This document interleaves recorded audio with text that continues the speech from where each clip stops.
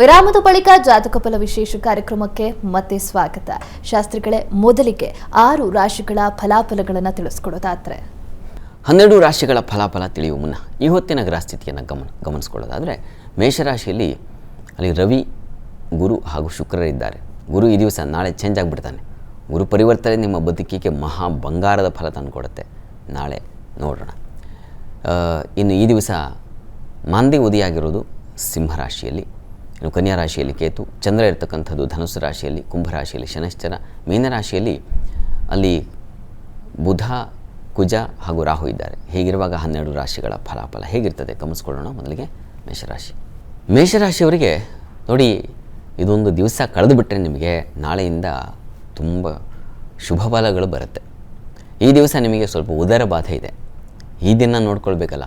ವರ್ತಮಾನೇತು ವರ್ತಂತೆ ತಸ್ಮಾನ್ಮೇ ಪಾಂಡವ ಪ್ರಿಯ ಅಂತ ಕೃಷ್ಣ ಹೇಳ್ತಾನೆ.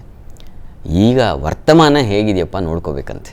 ಮುಂದೆ ಭವಿಷ್ಯವೋ ಮತ್ತು ಹಿಂದಿಂದೋ ಇದಕ್ಕೆಲ್ಲ ತಲೆ ಕೆಡಿಸ್ಕೋಬಾರ್ದು ಅಂತ ಕೃಷ್ಣನ ಮಾತು. ಹೀಗಾಗಿ ಈ ದಿವಸ ಹೇಗಿದೆಯಪ್ಪ ಬೇಕಲ್ಲ ಅದು, ಯಾಕಂದರೆ ಈ ದಿವಸ ದಾಟಬೇಕಲ್ಲ. ಹೀಗಾಗಿ ಬುದ್ಧಿ ಕೊರತೆ ಉಂಟಾಗುತ್ತೆ. ಹೈಯರ್ ಸ್ಟಡೀಸ್ ಮಾಡೋರಿಗೆ ತೊಂದರೆ ಇದೆ, ಸ್ವಲ್ಪ ಹುಷಾರಾಗಿರಿ. ವೃತ್ತಿಯಲ್ಲಿ ಮಾತ್ರ ತುಂಬ ಚೆನ್ನಾಗಿದೆ. ಒಂದು ಒಳ್ಳೆಯ ಸಜ್ಜನರ ಭೇಟಿಯಾಗುತ್ತೆ ಈ ದಿವಸ.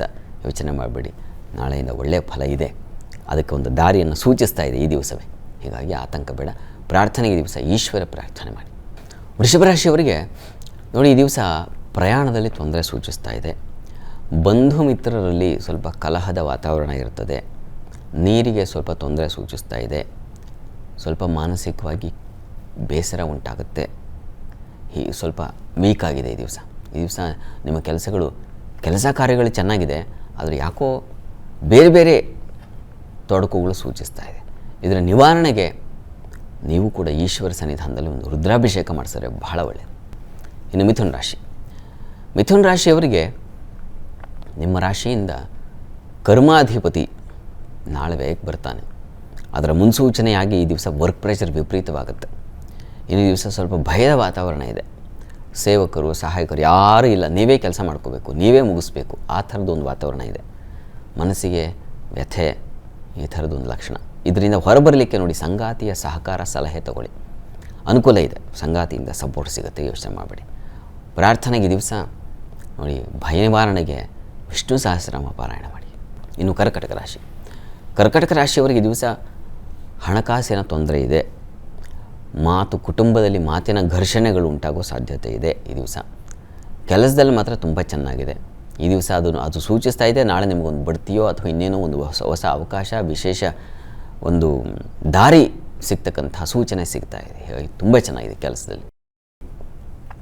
ಆದರೆ ಹಣದ ಒಡಕಿನ ನಿವಾರಣೆಗೆ ಮಹಾಲಕ್ಷ್ಮಿ ಪ್ರಾರ್ಥನೆ ಮಾಡಿ. ಮಹಾಲಕ್ಷ್ಮಿ ಸನ್ನಿಧಾನದಲ್ಲಿ ಪುಷ್ಪಾರ್ಚನೆ ಮಾಡಿಸಿ, ಅನುಕೂಲ ಆಗುತ್ತೆ.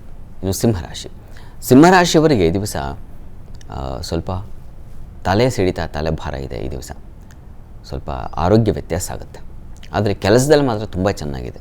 ಕೆಲಸ ಕಾರ್ಯಗಳಲ್ಲಿ ಅನುಕೂಲ, ಹೆಚ್ಚಿನ ಒಂದು ಮಾನ್ಯತೆ, ಪ್ರಶಂಸೆಗೆ ದಾರಿ, ಇದೆಲ್ಲ ತುಂಬ ಚೆನ್ನಾಗಿದೆ. ಆದರೆ ಸ್ವಲ್ಪ ವಿರೋಧಗಳಿದ್ದಾವೆ. ಸ್ತ್ರೀಯರ ಒಂದು ವಿರೋಧಗಳು ಬರಬಹುದು, ಸ್ವಲ್ಪ ಹುಷಾರಾಗಿರಿ. ಆದರೆ ಮಕ್ಕಳಿಂದ ತುಂಬ ಸಹಾಯ ಇದೆ. ಮಕ್ಕಳಿಂದ ಅನುಕೂಲ ಸೂಚಿಸ್ತಾ ಇದೆ, ಆತಂಕ ಬೇಡ. ಪ್ರಾರ್ಥನೆಗೆ ದಿವಸ ನೀವು ಈ ದಿವಸ ಈಶ್ವರ ಪ್ರಾರ್ಥನೆಯನ್ನೇ ಮಾಡಿ, ತುಂಬ ಅನುಕೂಲ ಆಗುತ್ತೆ ನಿಮಗೂ ಕೂಡ. ಇನ್ನು ಕನ್ಯಾ ರಾಶಿಯವರಿಗೆ ದಿವಸ ತುಂಬ ಅತಿಯಾದ ವ್ಯಯ ಇದೆ, ಲಾಸ್ ಸೂಚಿಸ್ತಾ ಇದೆ.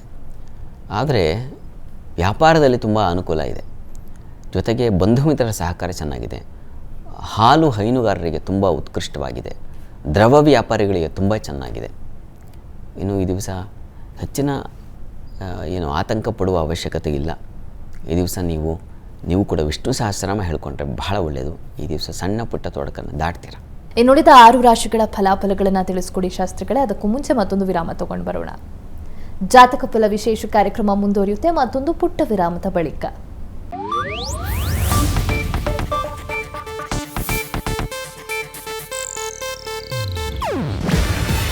ಇದು ಏಷ್ಯಾನೆಟ್ ನ್ಯೂಸ್ ನೆಟ್ವರ್ಕ್ ಪ್ರಸ್ತುತಿ. ನೀವು ನೋಡ್ತಿದ್ದೀರಾ ಏಷ್ಯಾನೆಟ್ ಸುವರ್ಣ ನ್ಯೂಸ್.